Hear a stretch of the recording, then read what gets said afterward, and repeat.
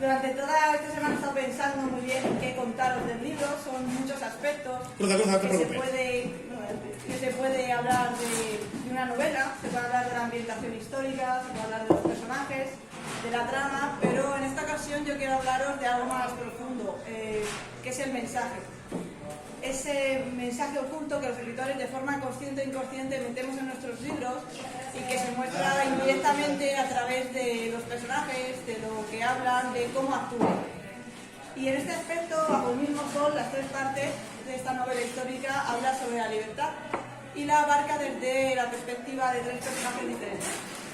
En primer lugar tenemos a Walker Sower, que es un muchacho de 16 años, no es el típico personaje aventurero que sueña con una vida de aventuras más allá de su casa, de su frontera, sino que es una persona normal que intenta, en la medida de lo posible, salvaguardar la protección de su familia, como prometió a sus progenitores, y sueña con una vida tranquila.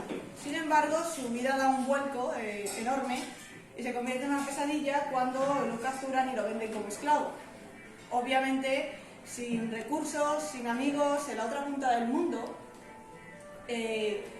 vive una auténtica pesadilla, ¿no? Pero al mismo tiempo tiene que estar preocupado porque en su país ha estallado la guerra. Recordemos que Walker es nacido en Pensilvania y la época en la que está ambientada la novela, en el siglo XVIII, ya ha estallado la guerra entre Estados Unidos, porque sería Estados Unidos, las 13 colonias, y Inglaterra. Obviamente, desde ese punto de vista de la libertad, Walker escenifica esa libertad que se pierde cuando una serie de leyes o unas arbitrariedades de la sociedad te someten y te convierten en esclavo. Recordemos que en el siglo XVIII ser esclavo estaba bien visto. Gobiernos, familias, negocios estaban sustentados por la mano de obra esclava y realmente no había una conciencia social de que eso estuviera mal. De hecho, para ellos era algo normal. Y desde ese punto de vista, pues obviamente a Walker le toca la peor parte. No hay que irse muy lejos para extrapolar, digamos, esa situación a la vida real, porque hasta hace poco nosotros mismos vivimos una privación de libertad impulsada por las arbitrariedades del gobierno, que fue durante la pandemia, ¿no? Durante la pandemia nosotros, que siempre nos regocijamos de decir que hacemos lo que queremos sin que el gobierno nos diga qué tenemos que hacer, nos tuvimos que quedar un año encerrados en casa. Por tanto, la libertad es algo que no debe darse por sentado. Y que igual que la escenifica desde el punto de vista que son el gobierno, los poderosos los que realmente no la quitan. Luego está otro personaje, que en este caso es Lydia Warner. Ella es una joven de 15 años, bastante inocente e ingenua, que conoce poco del mundo, y esa ingenuidad le hace ser objeto, digamos, de los engaños y las triquiñuelas de otros, de terceros. Obviamente, en el siglo XVIII el papel de la mujer estaba muy predefinido. Era una eterna adolescente que cuando no estaba bajo la tutela del padre debía estar bajo la tutela del marido. Y una mujer como Lidia, que quiere ser escritora y tener cierta libertad para vivir aventuras, para vivir experiencias, pues obviamente el ser mujer y el ser la heredera única de una gran fortuna la coloca en una posición muy restringida en cuanto a libertades. Ella, por tanto, significa la libertad que se pierde por la presión familiar o la presión más íntima de la vida privada. A veces, cuando tenemos hijos, o cuando, bueno, yo no tengo hijos, pero aquí tenemos gente que seguro que sabe, pues cuando ya... Bueno, tenemos personas que saben lo que es tener hijos y muchas veces impulsados por ese instinto de protección, de evitarles dolor, de evitarles sufrimiento, cuando los hijos pues quieren buscar un sueño que a priori no lo ven muy seguro, pues intentan quitarle esa ilusión, esos sueños para que tengan una vida segura, un trabajo asegurado y demás. Y a veces no se dan cuenta que le están quitando parte de la felicidad a sus hijos, por supuesto de una forma totalmente sin mala intención, por así decirlo. Pero es una privación de libertad que ese personaje significa muy bien en el ámbito familiar. Y ya por último tenemos a Jamal Basir, que es un contrabandista. Él realmente, su vida está marcada por la violencia, por los remordimientos de haber perdido a su hermano. Es decir, es una persona que está restringida restringida por él mismo. Realmente todos esos remordimientos, esa vida que lleva, le impiden ser feliz, seguir adelante, le impiden tener una vida normal, ¿no? Y disfrutar, ¿no? Olvidar el pasado y disfrutar. Y esa es la más peligrosa, en mi opinión, porque al ser la que se pone uno mismo, es muy difícil deshacerse de esa opresión. Es lo más fácil en estos casos es decir pues que el gobierno tiene la culpa, mis familiares tienen la culpa, es decir, siempre es lo más fácil escurrir el bulto y acceder a esa cobardía de extrapolar nuestros problemas a la responsabilidad de los demás, cuando muchas veces esos problemas nos llegan a nuestra vida por nuestra propia iniciativa. Por tanto, la economía social escenifica esa privación de libertad de tres formas. No recordemos Walker, esa libertad privada de forma a través de la sociedad, a través de una mano externa. Luego Lidia, que se pierde esa libertad por la acción conjunta de familiares, de su marido, etcétera, de su ámbito más profundo.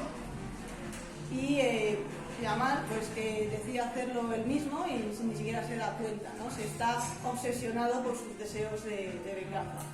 Obviamente en la actualidad pues ni somos esclavos, afortunadamente, desde el punto de vista legal por lo menos, ¿no? Somos esclavos de otra forma, cuando tenemos que ir al trabajo y no nos da la gana o no queremos ir, ¿no? O cuando el gobierno nos pone esa serie de leyes. Pero tampoco la sufrimos así en gran medida.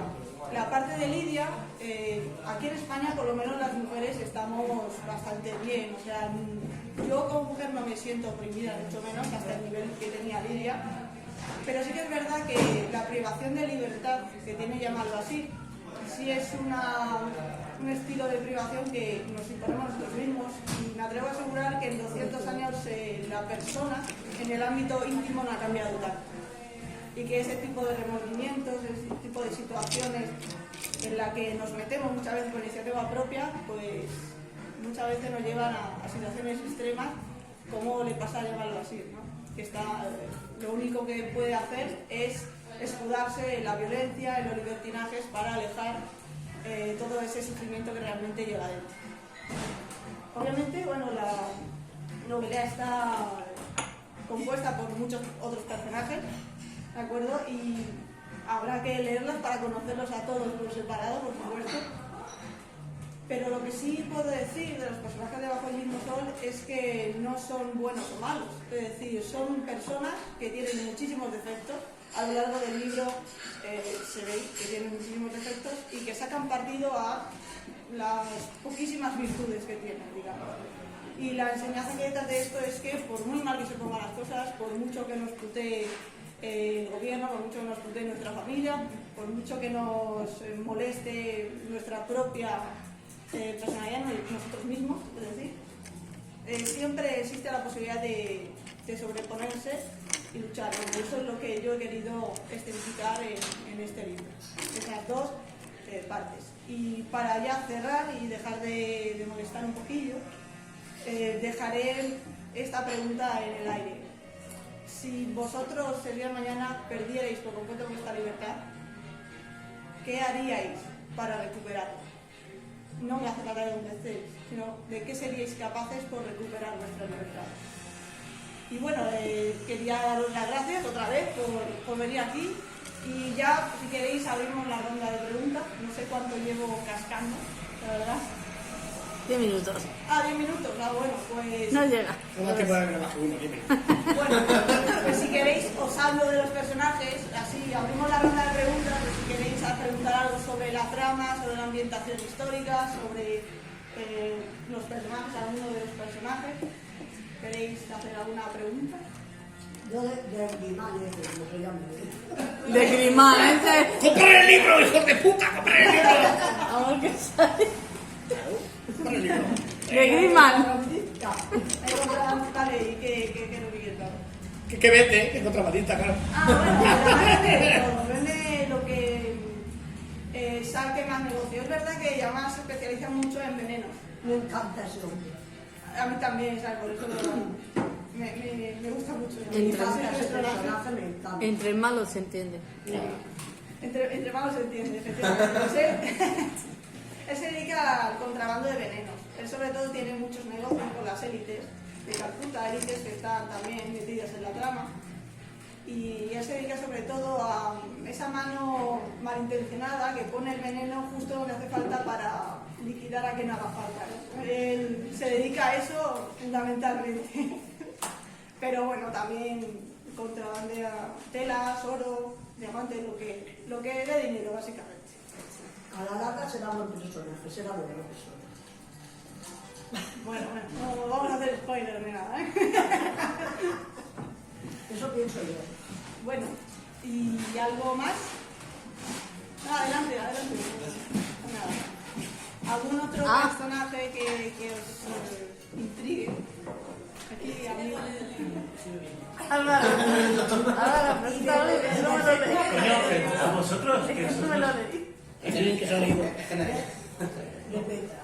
y ya no tengo que más de Bueno, preguntas. Petra tiene muchos matices en el sentido de que es un personaje muy profundo. Recordemos que Petra es una mujer muy poderosa en la trama, algo que no era normal en el siglo XVIII, que una mujer abiertamente tuviera poder, era algo muy raro.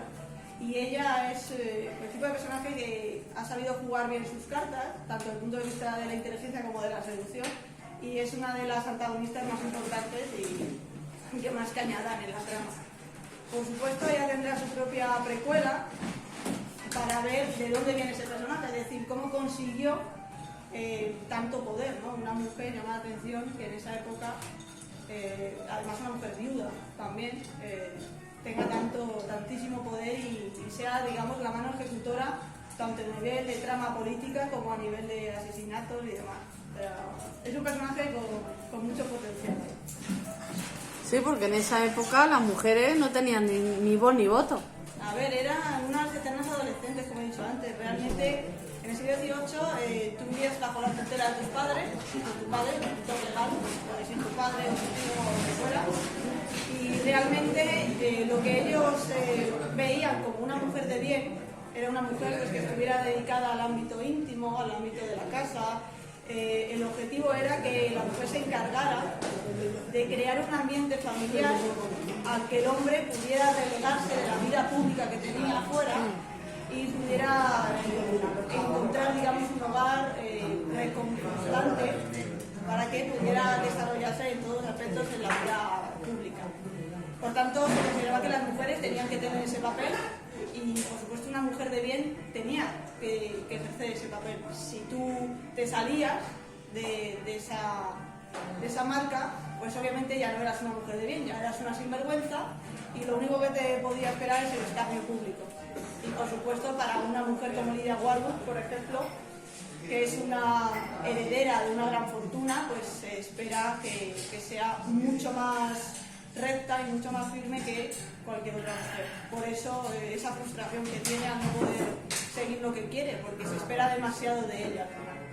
Entonces sí, era duro ser una mujer en esa época. Yo me alegro de haber nacido en esta, desde luego. Y yo también. Sí, sí, claro. Y el personaje que me gusta mucho también, le veo de muy buen corazón, es Walker. Walker es muy Me buena encanta persona. también. Walker es muy noble, desde muy joven, recordemos que tiene 16 años y su padre, antes de irse a la guerra, le encarga la protección de su familia, ¿no? O sea, Walker es un protector de toda la guerra.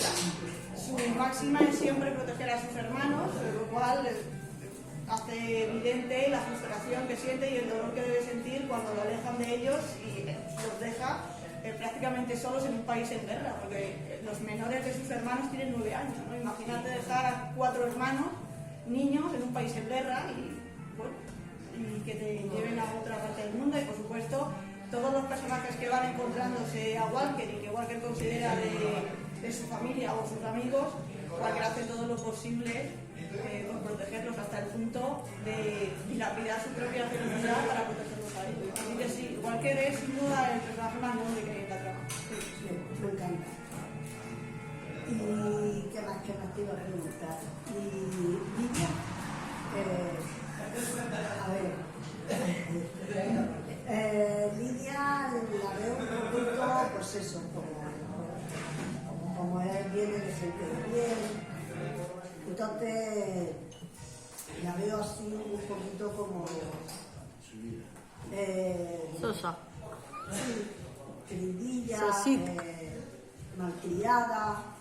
Era justo el tipo de personaje que quería hacer, porque sí que es verdad que ahora mismo vende mucho eso de la mujer así muy empoderada y tal, que bajo cualquier circunstancia lucha y demás, pero una mujer adinerada que ha vivido siempre entre algodones, que le han consentido todo lo que quiere y que de repente se encuentra a gente muy astuta y además muy mala, ¿vale? Capaz de hacer cualquier cosa por quitarle su fortuna y usarla como quiere, pues es bastante inverosímil creerse que una mujer ingenua y vivida con ese estilo de vida pueda en un día o dos ser más astuta que personas que se han dedicado a hacer tramas políticas a nivel de otro país incluso, ¿sabes? Entonces, sería muy raro pensar que Lidia les va a valer a todos a segundo día de estar allí. Por supuesto, a Lidia le da un portaespaldas en el sentido de que lo engaña uno, el otro también, ¿sabes? Y se pasa todo el libro así, la pobre, hasta que al final espabila a base de golpes, ¿no? Es un tipo de personaje que demuestra que las pruebas de la vida,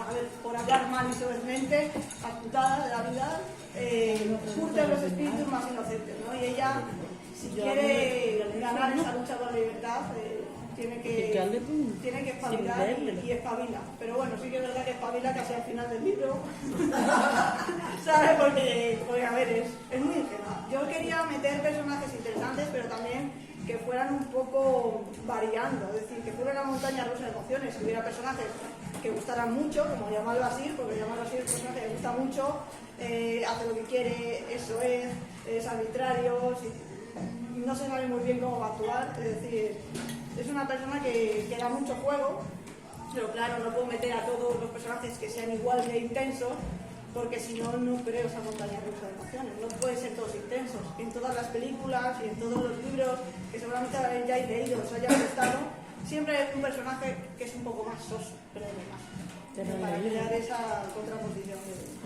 de personalidades. Bueno, yo para terminar mi pregunta, me encantaría ver la novela. Pues estoy ahí buscando al de Netflix, pero no lo encuentro, al director de Netflix. Y Si el me de está HBO viendo tampoco. aquí, que sepa que... Me encantaría. Y al de HBO tampoco te encuentras. Queremos una serie. A ver, intento buscarlos por LinkedIn, pero es que son gente muy poco accesible. Pero bueno, estoy ahí. Lleva la Telecinco, es eso. Entiendo, que es una porno, entiendo. Fijo. Sí, bueno, por las escenas eróticas que tiene. Hombre, a ver si es porno, por claro, ahí, ¿eh? se A puede ver, a hacer mí me una gustaría muchísimo porque la veo una novela bastante entretenida. Sí.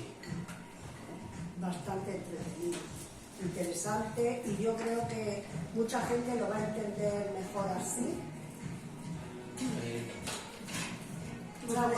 Y es más fácil, será más fácil de que... Llegue a los corazones de las personas. Luego, para el casting, vete seleccionando. Para el casting de la... Tenemos ahí al señor Largo también, claro. Y ves una película y te gusta más el libro que la película. Sí, iré seleccionando a ver por aquí. Yo para la forma, yo para la forma.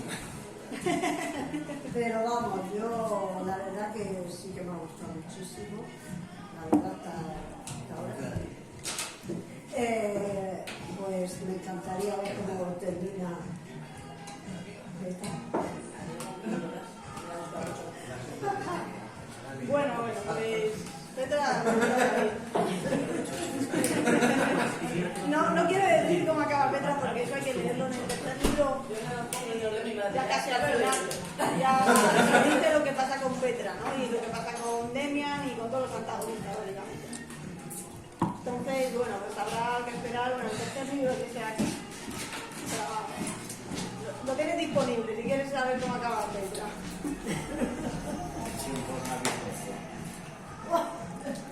Entonces, bueno, ¿tenéis alguna otra pregunta? Ahora vienen las sesiones de fotos. Ah, sí. Tienes razón. Y las firmas también. Sí, tu pregunta. No, tú. Me estoy bebiendo. Tú, venga. Venga, pregunta, hombre. Pero si ya no tengo que enviar preguntas, nada más si me va a matar. Venga, Yo te doy cuántas preguntas que hice. pregúntale a Alexis. Seguro que tienes ahí algo de vulgar. Sácalo. Si es que ya se lo he sacado todo. Venga, ¿Cómo más sácalo. preguntarle a vosotros, que a vosotros queréis más. Claro, tú que estás leyendo el libro, Sí, Cristian. a ellos les ve todos los días, pregunta tú. Pregúntale a Sam, que tú tienes más aulas. Madre mía, no sabía yo que teníais este miedo. Es que a mí no me ha quedado ninguna duda de los libros. ¿De qué tratan? ¿Eh? Bueno, se llama Petra, ¿no? Petra se enamora a... ¿Qué es eso? Luego te lo cuenta tu padre, No, que pero- se estripó con las trapas. Sí, puede ser o no. ¿Tiene un romance con los dos o con uno solo? Pues aquí tenemos un protagonista, se la lleva hasta que feliz, ¿eh? Petra, en este libro por lo menos no hace mucho romance. Petra, digamos, es la mala. Bueno, pero que tiene algún romance con alguno, puede ser. Algún romance por ahí escondido tiene. Bueno, el amor marca nuestra vida. El odio también. Joder, que más gorda la tenga todavía. A ver, pero a ver, amor de parte de Petra en estos libros no vas a encontrar amor. Vas a encontrar obsesión, eso sí. Pasión. Pero amor, no. Ella está obsesionada con otro personaje de la trama. Digamos que es su apoyo, pero para entender el papel que tienen esos dos personajes juntos, a nivel de romance y de relación, hay que esperar al cuarto libro, a la precuela, porque es ahí cuando se va a ver de dónde viene todo eso, ¿sabes? Porque aquí lo que se ve es que ella está obsesionada con él, pero ¿de dónde viene esa obsesión? O sea, ¿cómo ha acabado así ella? Pues aquí no sale. Porque esta trama está enfocada en Walker, por eso la sinopsis del primer libro está, sale Walker. En la segunda parte está centrada en Yaman, que es ahí donde sale el pasado de Yaman, sale en el segundo libro. Y el tercer libro está dedicado a Lidia, que ahí es donde ya por fin espabila. Sabemos dónde se cuecen las papas. Ahí es cuando por fin ¿Dónde se espabila. sabe todo? Por supuesto, a ver, la libertad cuesta mucho y Lidia yo creo que es uno de los personajes que paga el precio más alto para conservarla. Con diferencia. Pero no decir qué precio paga, hay que leer este libro. Así que ya sabes.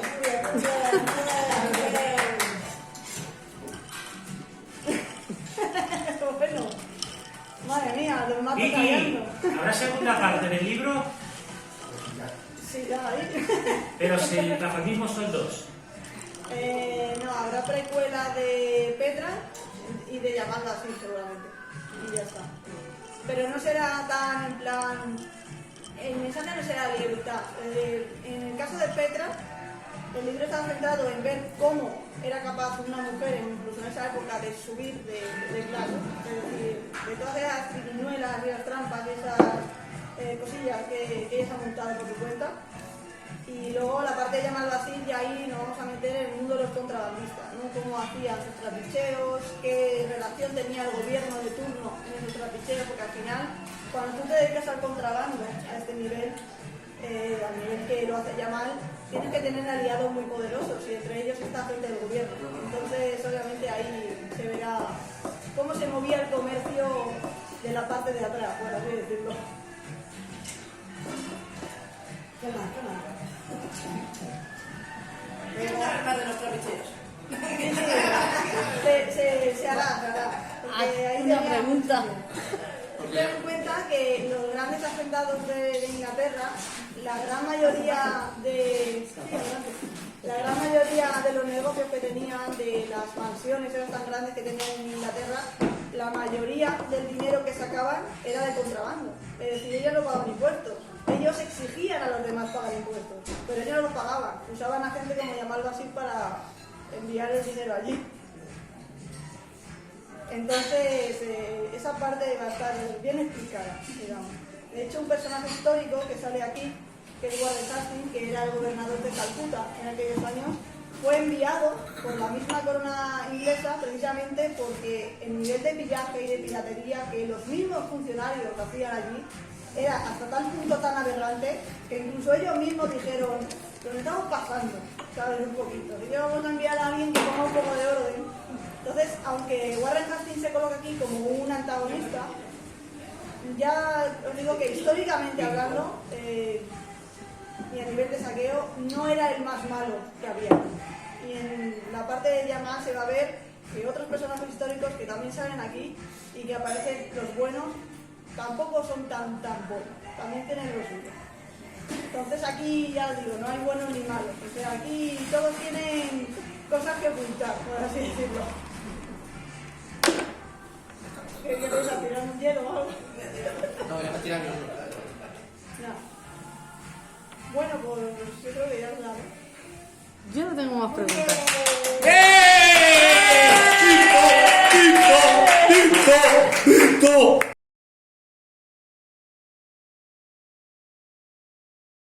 Todo esto, ¿se ha parado el vídeo? No, lo corto, no. Porque tenemos para la Guardia Civil, no para nada. Envidia.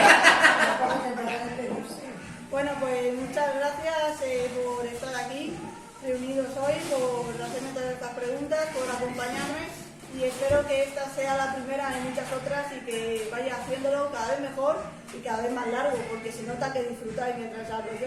Entonces, quiero que se haga más larga otra vez. Cuando la lleves a Netflix, quiero mandarte el público. Sí. Sí, ¿no? Y te ponemos de portero la puerta. Ahora, tú te das cuenta. Al final tengo que colocar a mucha gente aquí, ¿eh? Y ahora da igual, que no tiene trabajo. ¡Aplaudir a Victoria, hijo de puta! ¡Aplaudir a Victoria!